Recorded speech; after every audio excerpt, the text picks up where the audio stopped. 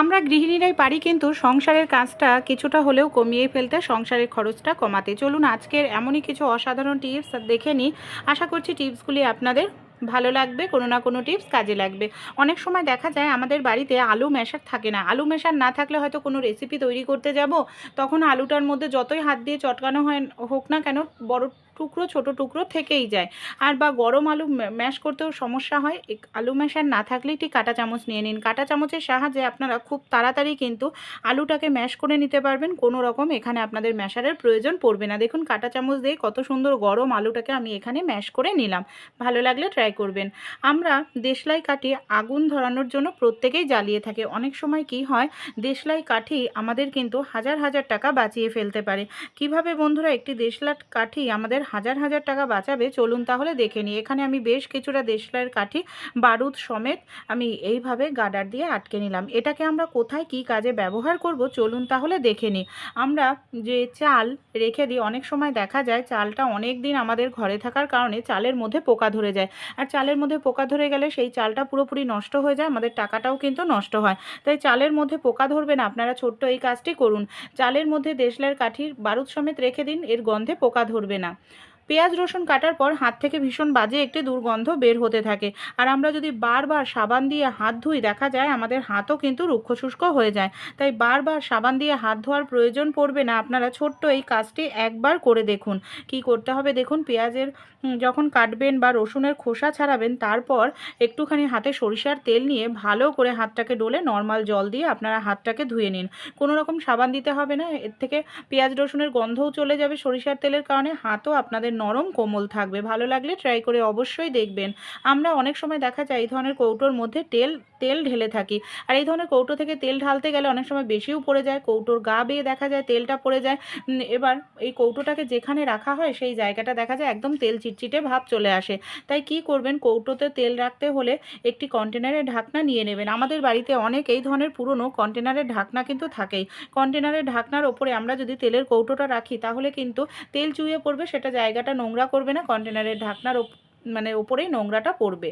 আর আমাদের বাড়িতে পেনের কম বেশি ঢাকনা কিন্তু থাকেই। পেনের কালি শেষ হয়ে গেলে ঢাকনাটাকে ফেলে দেবে না। এটাকে আমরা কোথায় কি কাজে ব্যবহার করতে পারি, আমি এরকমই একটি ঢাকনার দেখুন ছিদ্র করে নিয়েছি মাথাটা, আর একটি জলের বোতলের ঢাকনার ঠিক মাঝখানটা ছিদ্র করে নিয়েছি। তারপর এটাকে আমরা কোথায় কি কাজে ব্যবহার করব, আমাদের বাড়িতে যে তেলের জার আছে বা বোতল আছে, নর্মাল জলের ঢাকনা যে কোনো বোতলেই কিন্তু সেট হয়, সেই বোতলের মধ্যে এইভাবে পেনের ঢাকনা যুক্ত লাগানো তেলের বোতলের ঢাকনাটাকে লাগিয়ে নিলাম। এবার আমরা যদি তেল ঢালতে যাই, অনেক সময় দেখা যায় গপ গপ করে বেশি পড়ে যায় বোতল থেকে। এইভাবে তেলের ঢাকনা তৈরি করে নিলে বোতল থেকে আর কখনোই তেলের বেশি পড়ার সম্ভাবনা থাকবে না, তেল চুইয়েও পড়বে না, জায়গাও আপনাদের নোংরা হবে না, তেলও অপচয় কম হবে। এই ধরনের যে জামা কাপড়গুলো থাকে না, অনেক সময় দেখা যায় এই ধরনের শাড়ি বলুন, চুড়িদার বলুন, আমরা অনেক দামি জামা কাপড়গুলো লন্ড্রিতে কাচতে দিলে অনেকটা টাকা আমাদের খরচা হয় লন্ড্রিতে যখন কাচতে দিই। কিংবা হাতে কাচলেও দেখা যায় আমরা ব্যবহার করি ব্রাশ দিয়ে যখন আমরা ঘষে ঘষে জামা কাপড় কাচি না, দেখা যায় কি হয় যে আমাদের যে জামা কাপড়টা আছে সেই জামা কাপড়টা স্টোন পাথর বসানো কিংবা মুক্তো বসানো, পুঁতি বসানো, সেগুলো না খুব সহজেই উঠে যায়, এমনকি দামি জামা কাপড় নষ্ট হয়ে যায়। তাই পুরনো একটি মোজা নিয়ে নেবেন, পুরনো একটি মোজার মধ্যে আপনারা ব্রাশটাকে ঢুকিয়ে নিন। তারপর লন্ড্রিতে দিতে লাগবে না। দামি জামা কাপড়ে কোনো দাগ লাগলে বাড়িতে এইভাবে ঘষে আপনারা পরিষ্কার করবেন। দামি জামা কাপড়ও ভালো থাকবে, নষ্টও হবে না, সেই সঙ্গে আপনাদের অনেকটা টাকা পয়সাও খরচা হবে না লন্ড্রিতে জামা কাপড় ধোয়ার জন্য। ভালো লাগলে অবশ্যই অ্যাপ্লাই করতে ভুলবেন না। আমাদের অনেকের বাড়িতেই ছোট বাচ্চা থাকে, আর বাচ্চারা সবচেয়ে বেশি সমস্যা হলো ফল মোটে খেতে চায় না, বিশেষ করে তো কলা। কিন্তু কলাটা খাওয়া আমাদের স্বাস্থ্যের জন্য ভীষণ ভালো। তাই ছোট্ট একটু টিপস যদি আপনারা অ্যাপ্লাই করেন বাচ্চাদেরকে, খুব সহজেই আপনারা কলা খাওয়াতে পারবেন। বাচ্চারা সহজে খেয়েও নেবে, কান্নাকাটিও করবে না।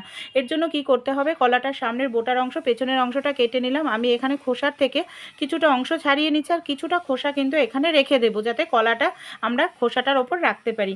এরপরে আমি কি করব, এখানে আমি ছুরি নিয়ে নিয়েছি, ছুরির সাহায্যে দেখুন কলাটাকে এরকম ছোট ছোট পিস পিস করে আমি কেটে নিচ্ছি। আর আমাদের কলাটাকে এরকম ছোট ছোট পিস পিস করে করেই কিন্তু কেটে নিতে হবে।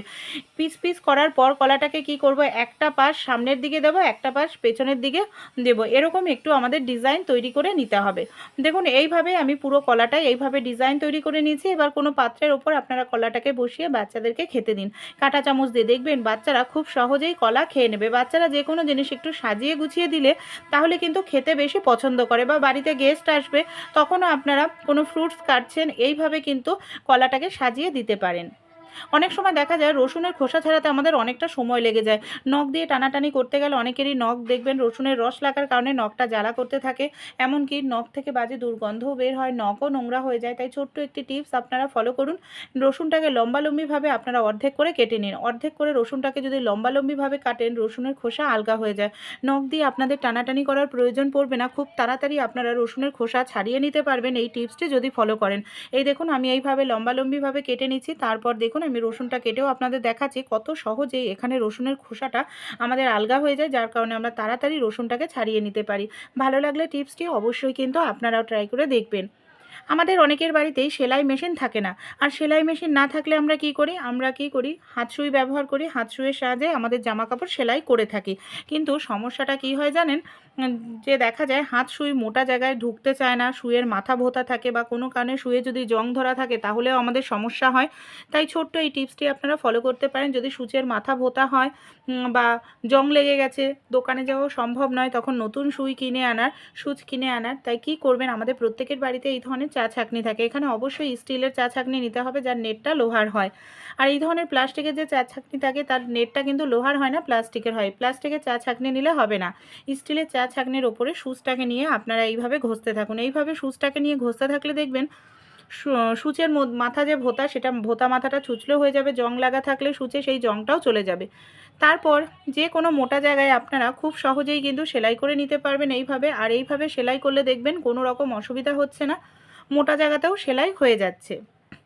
অনেক সময় দেখা যায় একটি একটি করে লুচি বেলতে গেলে আমাদের না অনেকটা সময় লেগে যায়। হয়তো বাড়িতে গেস্ট এসে একসঙ্গে অনেকটা লুচি বেলতে হবে, এর জন্য ছোট্ট এই কাজটি আপনারা করুন। একসঙ্গে অনেকটা লুচি বেলে নিতে পারবেন। বড় কোনো থালা নিয়ে নিন, নয় কিচেন স্ল্যাপে সামান্য একটু তেল এইভাবে লাগিয়ে নিন। তারপর আমরা কি করব, এই দেখুন যে তেলটা আমি লাগিয়ে নিয়েছি, বড় করে এখানে একটি রুটি আমি বেলে নেব। ছোট নয় কিন্তু, এখানে কিন্তু আমাদের একটু বড় করেই রুটিটাকে বেলে নিতে হবে। তারপর আমি এখানে নিয়ে নিয়েছি টিফিন কারির ঢাকনা। টিফিন কারির ঢাকনা হোক বা টিফিন কারি হোক, এইভাবে রেখে হালকা করে চাপ দিন। এতে দেখবেন একসঙ্গে আপনারা 15-20টা লুচিও বেলে নিতে পারবেন। আর এইভাবে যদি আপনারা লুচিটা বেলেন, লুচি পারফেক্ট গোল হবে, এমনকি সময়ও কম লাগবে। আপনাদের এখানে কাজটিও সহজ হয়ে যাবে। আইডিয়াটি আপনাদের কেমন লাগলো অবশ্যই কিন্তু কমেন্ট করে জানাতে ভুলবেন না। যদি ভালো লেগে থাকে আপনারা নিজেরাও কিন্তু ট্রাই করে একবার হলেও দেখবেন।